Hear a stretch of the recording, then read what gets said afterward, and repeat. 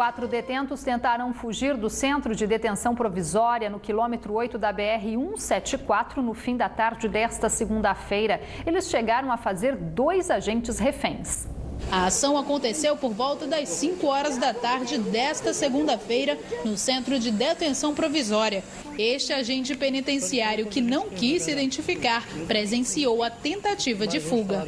Foram 4 internos. 4 internos tentaram fugir, subiram de Tereza, na muralha, pularam, se esconderam na obra, deteram os 2 agentes na GF, Gramado. De acordo com o presidente do Sindicato dos Servidores Penitenciários do Amazonas, os agentes são novatos e não teriam recebido treinamento obrigatório, que é ministrado pela Secretaria de Justiça do Estado. 100 passou, mas 100 entraram pela igreja. Entendeu? Pela igreja, fizeram um cursinho de uns 15 dias na igreja, mas não foi ministrado pela Secretaria de Justiça. Os tem que passar pela Secretaria de Justiça. O batalhão de choque da Polícia Militar foi chamado para controlar a situação, que foi normalizada em poucos minutos. Mesmo assim, a entrada que dá acesso ao CDP permaneceu fechada pela Polícia Militar horas depois do ocorrido e todos os carros precisaram ser revistados. Em nota, a Sejus disse que os agentes passam bem.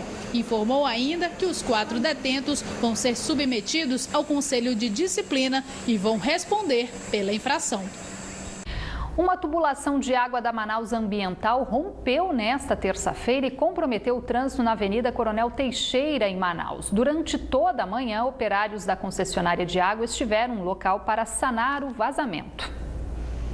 O vazamento começou depois que um tubo de 150 milímetros de diâmetro da rede de distribuição de água se rompeu na Avenida Coronel Teixeira, no sentido centro-bairro. O vazamento foi constatado pela empresa concessionária de água ainda na segunda-feira, mas os serviços de reparo só iniciaram esta manhã. A via foi recentemente recapeada pela Prefeitura de Manaus, como parte das obras de revitalização para a Copa. Durante os trabalhos, apenas uma das faixas da via ficou liberada para o tráfego de veículos e o trânsito ficou complicado durante toda a manhã. Algumas áreas da zona oeste da capital ficaram sem o fornecimento de água. Em nota, a Manaus Ambiental comunicou que o vazamento foi detectado por meio do Centro de Controle Operacional e que equipes da concessionária foram ao local para realizar as manutenções corretivas. A previsão era que os trabalhos terminassem na tarde de hoje. O início das obras da segunda etapa de recuperação da ponte que dá acesso ao bairro São Jorge, na capital, ainda não tem data certa para começar. O atraso se deve a um impasse na desapropriação de casas construídas às margens do Igarapé. Quem passa por esta ponte após a entrada do bairro São Jorge, na zona oeste de Manaus, reclama do perigo. É preciso tomar bastante cuidado, porque geralmente muitos acidentes acontecem, porque essa rua é muito estreita. O ônibus passa bem perto. A estrutura da antiga ponte no sentido centro-bairro oferece riscos, mas as obras de revitalização da segunda etapa do complexo não têm data para começar.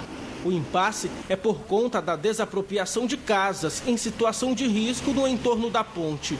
Quase 2 meses depois da inauguração da primeira etapa das obras no sentido bairro-centro, os moradores seguem sem saber o que vai acontecer com as famílias que permanecem à beira deste igarapé. A proprietária deste salão, que mora há 19 anos no local, conta que já apresentou a documentação do imóvel junto à prefeitura, mas até agora não teve nenhum retorno. Sobre a prefeitura, não vieram mais aqui, não. Já está com os 3 meses que não vem. Quem foi indenizado foi só aqueles pessoal dali, né, do outro lado da ponte. Inicialmente, a Secretaria Municipal de Obras tinha um cronograma de 120 dias para concluir a segunda parte de revitalização do complexo. Mas, segundo a Secretaria, as obras só devem iniciar a partir do fim do mês. A Prefeitura antecipou a remoção de 4 casas. Essa remoção já foi concluída. Então, nós estamos aguardando essa remoção das casas do governo. Após a remoção das casas do governo, a gente entra imediatamente. O restauro das 2 pontes deve consumir R$1,5 milhão de reais. A obra ela não parou, na verdade, né? A estrutura metálica que vocês podem observar, a primeira ponte teve um arco arquitetônico que foi contemplado para lá, e esse mesmo arco, essa mesma forma arquitetônica está sendo implantada nesta segunda ponte. Isso está sendo feito paralelamente à desapropriação das casas, está sendo feito no canteiro de obras. Por meio de nota, a coordenação do Prosamin informou que já está entrando em contato com a Secretaria Municipal de Infraestrutura para resolver o problema das desapropriações. Confira agora a previsão do tempo para esta quarta-feira aqui na capital e também em algumas cidades no interior do estado.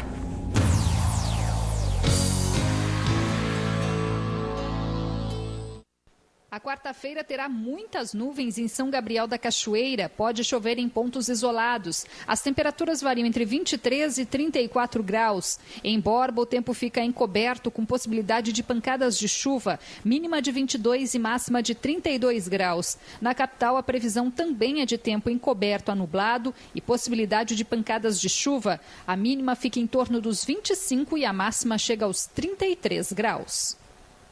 O Ministério Público do Trabalho realizou esta tarde mais uma vistoria nos galpões das escolas de samba da capital. Das 4 agremiações que foram interditadas, apenas uma ainda não se adequou e ganhou mais um prazo. As demais devem retomar os trabalhos nos próximos dias.